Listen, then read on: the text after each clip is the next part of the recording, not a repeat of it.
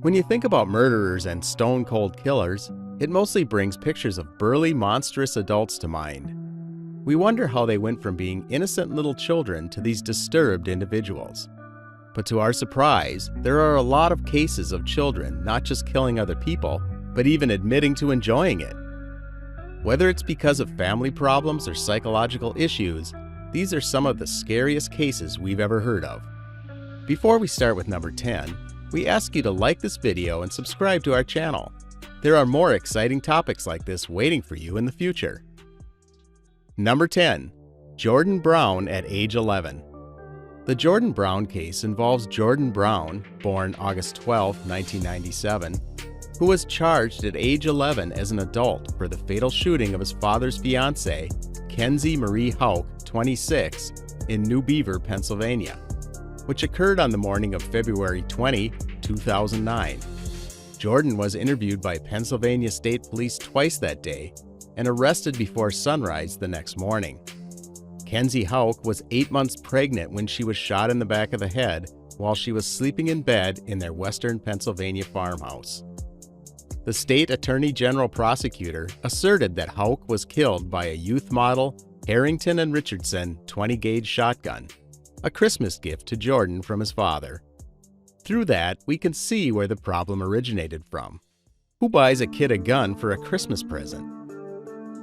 Number 9. Eric Smith at age 13. While riding his bike through a local park in Steuben County, New York, 13-year-old Eric Smith bumped into 4-year-old Derek Roby, who was walking alone. Smith lured the small boy into a wooden area, strangled him, dropped 2 large rocks on his head, and then sodomized the body with a tree limb. He was eventually convicted of second-degree murder and sentenced to the maximum term then available for juvenile murderers, which is a minimum of 9 years to life in prison. He has been refused parole 8 times since 2001. In 2005, Smith claimed that his family life was abusive, and the effect upon him was as devastating as the bullying. However, his inability to express emotion while saying such words leads court psychologists to believe that Eric Smith could never be fully rehabilitated and released into society. Number 8. John Venables and Robert Thompson, both at age 11. This was a special, bizarre case. John Venables and Robert Thompson became the youngest convicted murderers in England after killing 2-year-old James Bulger in 1993. They abducted the toddler from a shopping center in Bootle, Merseyside, and took him to a railway line where they began torturing him. They threw paint in his eye, kicked and stomped him, threw bricks and stones at him, then dropped a 10-kilogram iron plate on him. The case pathologist said that there were so many injuries, 42 in total, that not one could be isolated as causing the fatal injury. The boys left Bulger laid across the railway tracks with his head weighed down. After they left the scene, his body was cut in half by a train. A pathologist confirmed that the little boy had died before the train hit him. After trial and conviction, the now 11-year-old boys were sentenced to serve 15 years. The huge media interest in the trial, as well as their young ages, led to numerous reviews of their sentence, going all the way up to the European Court of Human Rights. The boys were released from prison on license in 2001, aged 18, with new identities to protect them for life. For this case, we have no words to say. The level of brutality is inhumane. Number 7. Will Cornick at age 15. Anne McGuire's killer was just 15 when he walked up behind the Spanish teacher in a classroom at Corpus Christi Catholic College and stabbed her to death. The court heard Will Cornick had been planning the murder for 3 years, but neither his teachers nor his parents saw it coming. For reasons which never became clear, in year 8, Cornick developed an entirely irrational hatred for McGuire. At a parents' evening in November of 2013, the boy refused to see McGuire, who had taught him Spanish since 2009. Late on Christmas Eve in 2013 and into the early hours of Christmas Day, he sent messages to a friend on Facebook where he talked of brutally killing McGuire. He raised the idea of claiming to hear voices, something he later told psychiatrists, but which the experts never believed. As one psychiatrist put it, He was talking of killing Ann McGuire and then setting up a medical defense. The boy later told a psychiatrist that he decided 4 days before the killing, on a Thursday, that he was going to murder McGuire rather than kill himself. He has never shown remorse for the killing, telling one doctor that he was proud of what he had done.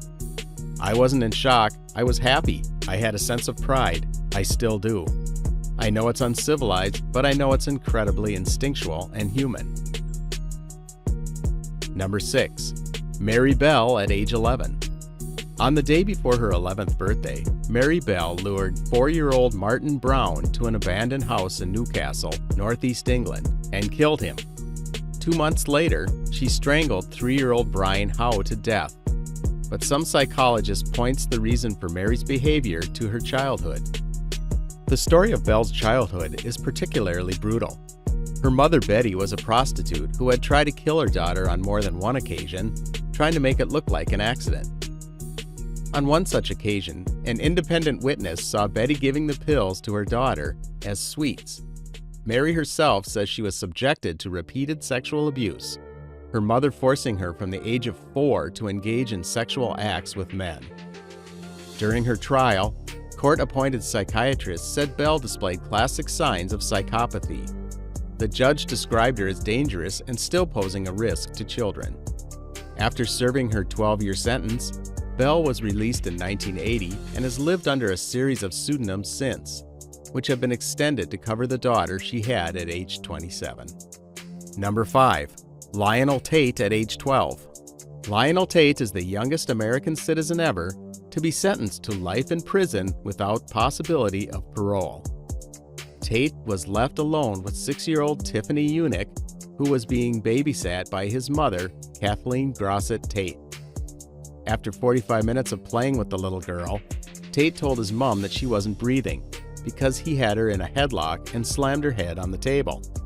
In fact, her injuries ranged from a lacerated liver to a fractured skull, broken rib, and swollen brain.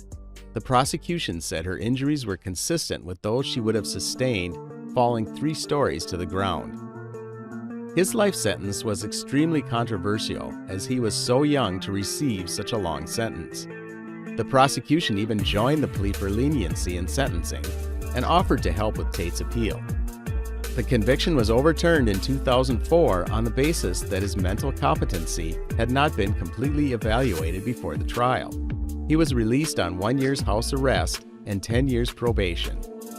He has committed further crimes since and is currently serving 10 years in prison. Here you could think that evil is in the blood of some people. Number 4. Daniel Bartlam at age 14. After fire ravaged a house in the quiet suburban street of Georgia Drive, Red Hill, neighbors learned doting mom Jackie Bartlam had been found dead inside. After a thorough investigation, it was discovered the fire was no accident. Police found Jackie, 47, had died from head injuries, and they were treating her death as a murder. Soon their attention turned to her own son, 14-year-old Daniel Bartlam. Bartlam lived with his mother, younger brother, and dog in Georgia Drive. He was a member of a film club, liked Star Wars, Doctor Who, and playing games on his computer.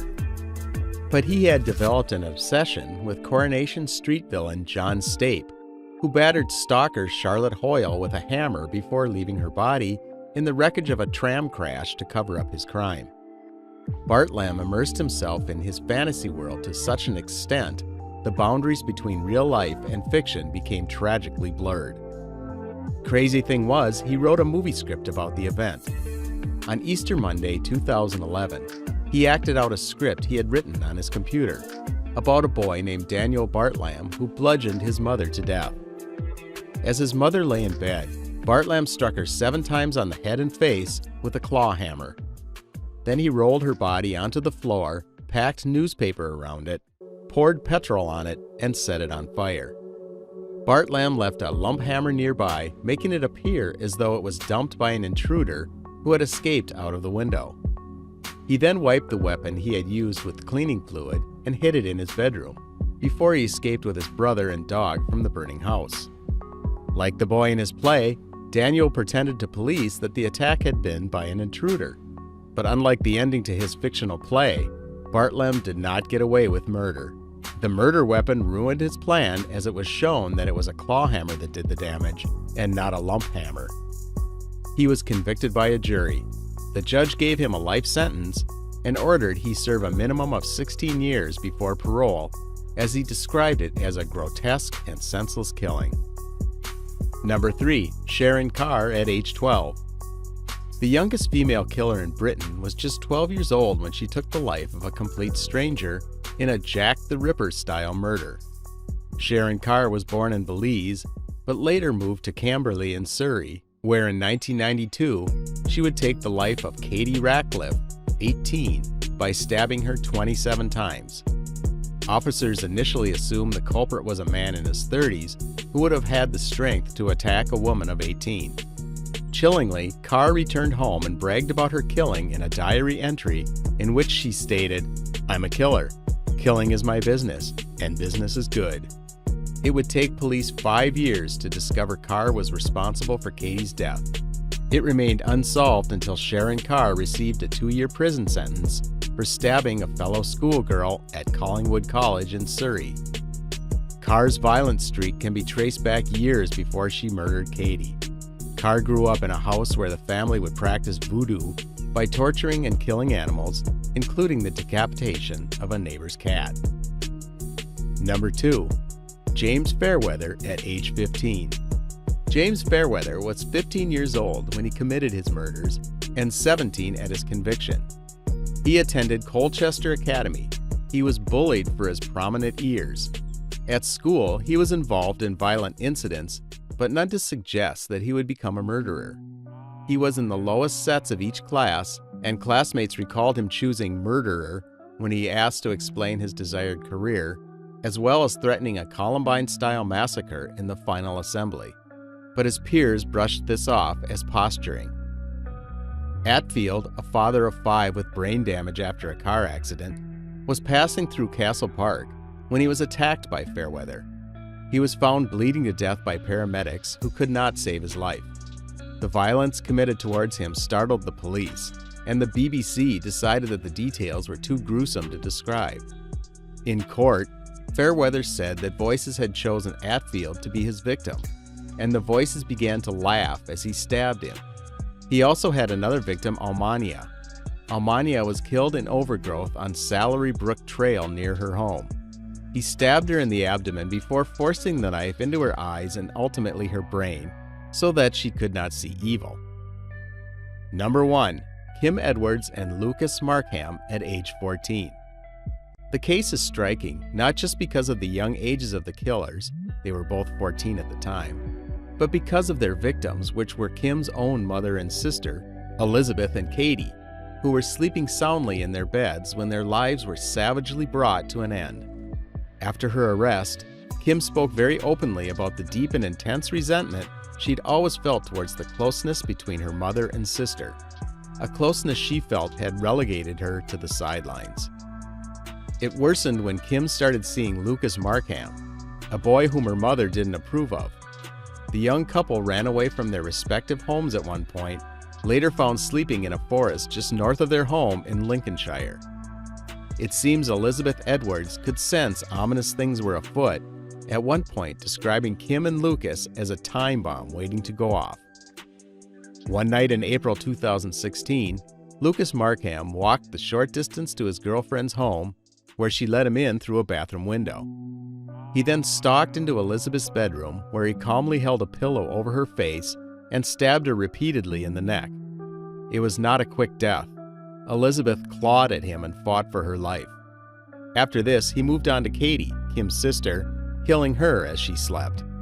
After the killings were done, the couple had sex in the living room and settled down to watch Twilight while eating ice cream.